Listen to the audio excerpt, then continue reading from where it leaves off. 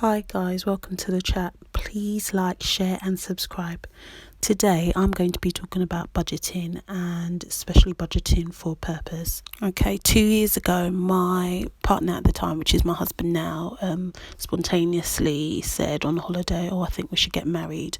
We just celebrated a family wedding just beforehand, and we had talked about wedding before, but it wasn't something that I thought he was going to propose very soon or anything like that, but he just said it. So in my head I thought, okay, I think it's time for me to start saving if the proposal is imminent. So I started to think about how I'm going to start budgeting for my wedding and what sort of items I need for my wedding, the venue, dress, all of that. And I started to think, okay, I don't want a big fancy wedding, but I also don't want to sort of cut cost as well. So I need to sort of be comfortable with what I have for my wedding and think about how much I want to spend.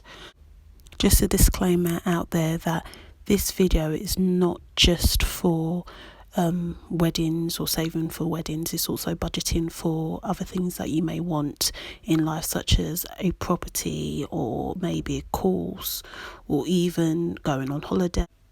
Okay, first things first, for my wedding, we decided to have a destination wedding. So I had to think about how much I would need to spend for the venue, the location, travel over there. So I started to look into the prices abroad. We looked at different destinations: Cyprus, Greece, Italy, and Spain, but we stuck with Spain as my husband's background is Spanish. And then we looked at different venues in Spain and looked at the prices, and that sort of set the bar for what I needed price wise and how much I needed to budget for the wedding. Next, I had to think about my intake and started to budget around that. When I get paid, I would put 50% straight into a saving pot for the wedding, and then I'd leave the rest for my bills and my outgoings. And from there I would sort of scrimp for the rest of the month, and I would think about how I would try and avoid certain costs just to make sure that I didn't go back in my savings.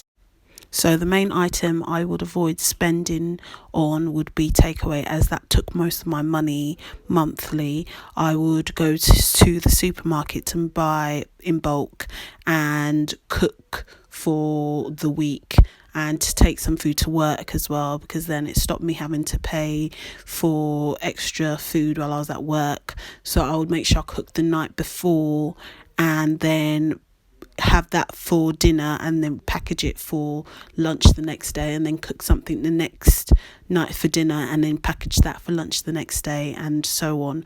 And also I stopped buying excessive clothing, and I would just buy what I really needed. So if I thought, I needed something, I would rummage through my wardrobe and look around and see if I've had that item or something similar already, and then I will stop my impulsive buying. And that sort of curbed my spending and stopped me going into my savings account to get extra money to support me for the month. Furthermore, if I did feel like, there's an event and I wanted to splurge out on clothing, I would go on cheap websites like everything, £5.com, and I thought that was quite a big save on a lot of new outfits that I wanted to buy. Plus it was sustainable, as the clothes on everything £5.com are items that are sort of expired in the shop, and they don't want it in their shop anymore, and they'll give it to everything £5.com to sort of sell on to people.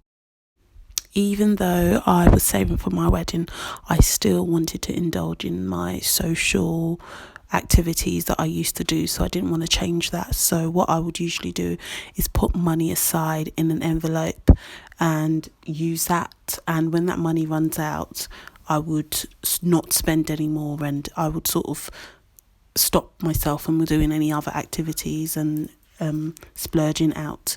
Furthermore, I would also put money aside for shopping. So the money that I would use for shopping would be, I'll put a small amount of money weekly for shopping, and that money, if that money runs out, I wouldn't overspend. I only bought what I needed, not what I wanted. And if I wanted certain things like, a cookie or a muffin, I would bake something for myself so that I didn't sort of go into spending too much on extra sweet things.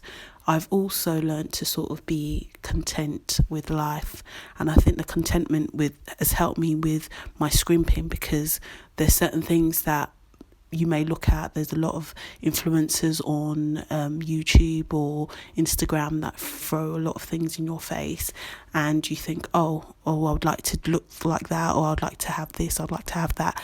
And just looking back and saying, no, actually, I'm quite blessed and I need to be content with what I've got, and I shouldn't look at what they have. I don't need it. Is it a necessity? No, it's not a necessity. So I use that and I curb any sort of feeling of or need of wanting to buy things that I don't need, to be fair. So guys, thank you for watching my channel, and please like and subscribe. Take care. Bye.